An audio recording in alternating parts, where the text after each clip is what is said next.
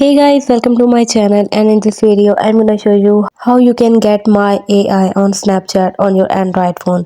So it's super easy and we will make sure you get it right. You just make sure you are logged in and using the latest version, and make sure to watch the complete video carefully to avoid forgetting anything and making mistakes.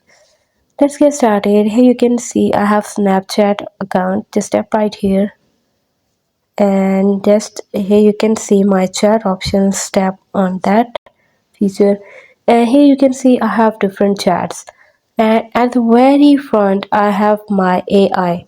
But if you guys don't have this option, my AI, all you can do is just go to your Play Store and update your Snapchat version. This is the only way you can get my AI, and hope you guys understand and like my video. Please consider showing your support by commenting, liking, sharing and subscribing to my channel for more valuable content in the future.